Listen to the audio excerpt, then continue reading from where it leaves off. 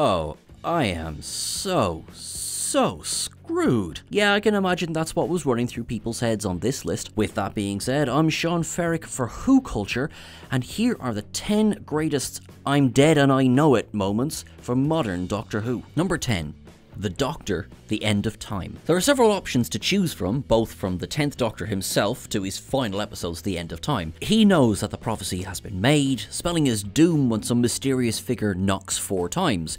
This, naturally, leads the Doctor to suspect that the Master, who has been plagued by the drumbeat of a Time Lord's heartbeat forever, will be the cause of his death. That leaves the Doctor initially running from his responsibilities, then coming to terms with what he's facing. As he crashes through the ceiling of the gate room, he faces both the Master and the Lord President Rassilon with a gun. As Rassilon raises his hand, he tells the Doctor that he is going to die along with the rest of them. The Doctor replies, "I know." Only he doesn't. The Master steps in, saving him, making everything right again. The Doctor begins to laugh in joy until Wilf knocks 4 times on the glass of a radiation chamber. The look on Ten's face at that moment sinks faster than the soundtrack around them. He knows that, despite all of his efforts, his time is up. Number 9.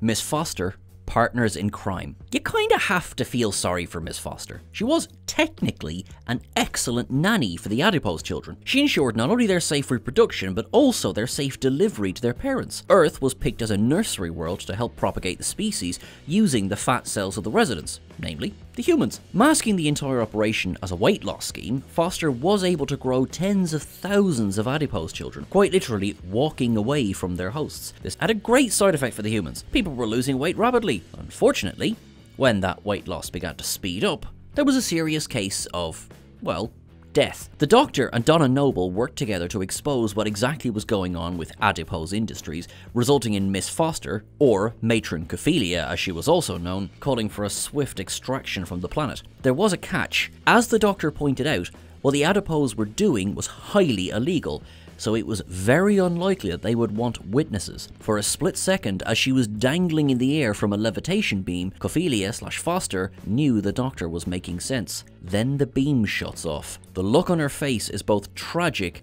and a little hilarious. She may have been a good nanny, but she knew far too much. Number 8. Captain Jack Harkness, The Parting of the Ways. The end of the first season of the revival was an action-packed affair featuring Daleks, godlike companions, and heart-wrenching goodbyes. However, it was also a beginning of sorts, particularly for one Captain Jack Harkness. He had been introduced several episodes earlier as a time agent from the 51st century. From that point to this, he quickly became a fun companion for Rose and the Doctor, travelling with them, if only for a short time. Here, however, on Satellite 5, he comes face to face, or should I say, face to eye stalk with the Daleks. Jack was a hero through and through. He attempted to rally the survivors of the satellite together to form a last stand against the deadly foes, yet the barricades were all overwhelmed. After an emotional goodbye to both of his new friends, he goes on to lead the charge. A Dalek manages to corner him, and he stands there, arms outstretched, facing the monster down with bravery. It aims its weapon and kills him with a single shot. Now, as we all know, Rose brings him back forever when she takes the time vortex inside her mind, but this last stand went down in the history books as one of the show's boldest overall. Number 7. Gwyneth, the Unquiet Dead. Gwyneth was a resident of Cardiff around the same time that Charles Dickens was composing his Christmas Carol. Therefore, her experiences with the ghost-like species, the Gelth, directly influenced his writing. While that was great for Dickens, it was less pleasant for Gwyneth herself. The Gelth professed to be peaceful aliens who were simply looking for a new home after their own had been lost in the Time War. This affected the Doctor deeply, as he had been one of the major combatants in the war, with the Time Lords being, at least partly, responsible overall. Therefore, he agrees to help, and Gwyneth agrees to be a host as they come through the rift. In one of the most mysterious deaths in Doctor Who history, Gwyneth is killed by the Gelth the moment she steps into the rift, but this doesn't stop her. She tells the others in the building to escape before lighting a match and igniting the gas around them. She does this with a stoicism that borders on creepy, as she is aware that there's no coming back from this. What's more, the Doctor reckons she did all of it from beyond the grave. Number 6. Yvonne Hartman, Doomsday. Yvonne Hartman headed up Torchwood 1 as the second season of Doctor Who came to a close. Under her leadership, Canary Wharf was built up around a crack in the fabric of reality, much to the Doctor's annoyance. As he said, it was typical human behaviour to start poking at something unusual rather than just leaving it alone. It certainly would have been best if Hartman had heeded his advice earlier as she unwittingly allowed an entire army of Cybermen to cross over from an alternate reality to ours, taking the form of supposed ghosts while they learned to make the journey permanent. Although there were more problems to deal with in the form of 4 Daleks who had caused the crack initially, Hartman's demise comes at the steel hands of the Cybermen. She is brought down to their conversion factory, exuding the traditional stiff upper lip of the British. She walks resolutely into the chamber, hearing the screams all around her, repeating, "I did my duty for Queen and country," over and over again, right up until the moment her brain is extracted. At least she manages to off a few Cybermen after the conversion, but it is a slightly hollow victory. Number 5. Billy Shipton, Blink. Billy Shipton gets a raw bloody deal in Blink. While the episode is rightly considered one of the best episodes of Doctor Who overall, featuring a fantastic performance from Kerry Mulligan as Sally Sparrow, that doesn't mean that poor Billy doesn't get the short straw here. Zapped back in time by the Weeping Angels, the Doctor and Martha are trapped in the 60s.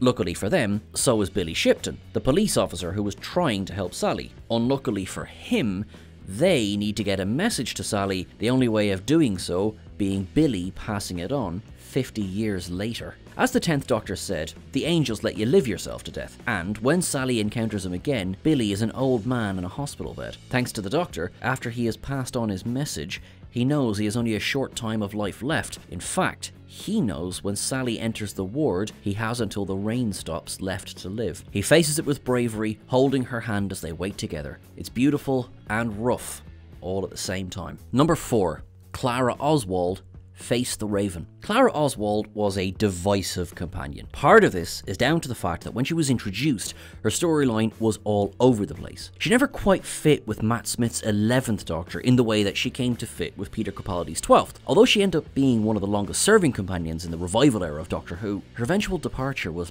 somewhat underwhelming. Having said that, Jenna Coleman delivered an absolute blinder of a performance in Face the Raven. Having lost the love of her life in the form of Danny Pink, her actions became increasingly erratic and reckless, as she often failed to stop and consider the consequences of what she was doing. This led almost directly to her death. Her friend Rigsy is used as bait to lure the Doctor by Me, formerly known as a shielder. Clara, without realising the cost, takes this countdown tattoo from Rigsy's neck to hers. This seals her fate, as once passed on, the tattoo cannot be removed. Not even the Doctor can save her at this point. At first, she doesn't believe it, though she quickly accepts it, as though her journey had always been in this direction. She reminds the Doctor to keep living, to keep smiling, and not to give in to revenge. Then she steps outside and waits for the Raven. It is a heartbreaking end, even if she does get saved in a way 2 episodes later. Number 3. Pete Tyler, Father's Day. Father's Day is one of the most impactful episodes of Christopher Eccleston's season as the Doctor. Rose wants to go back in time to see her dad,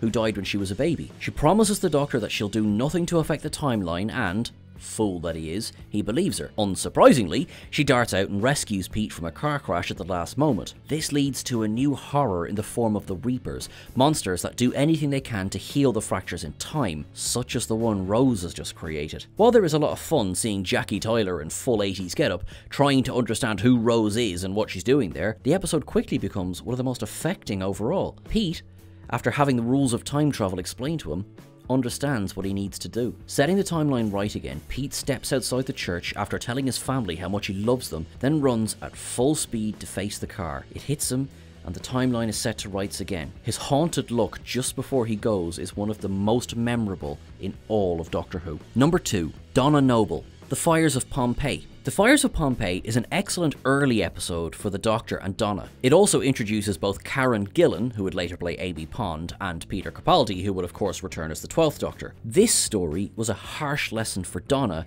as she learned just how painful it can be to be a time traveller who can't change the big disasters of the past. As the volcano begins rumbling over the city, Donna does everything she can to warn the people, though the Doctor tries to stop her. Then, they stumble into the mystery of the Pyroviles, a race of aliens who are attempting to convert Earth to a new homeworld after theirs was lost. If they succeed, all of humanity will be wiped out. To stop them, the Doctor and Donna must reverse the effect of their machines, though that will directly cause the eruption. At this moment, Donna, fully believing that this will be her last act, places her hands on the Doctor's, and together they flip the switch that sets off the eruption. Now, while they thankfully survive, this was the first example of her committing to self-sacrifice, though of course it wouldn't be her last. Number 1. The Doctor, the parting of the ways. Every Doctor's regeneration comes with a bucket load of emotion, but Christopher Eccleston's 9th Doctor hits every right note in his farewell. After the Daleks have been stopped and Rose has been saved, he takes the time vortex into himself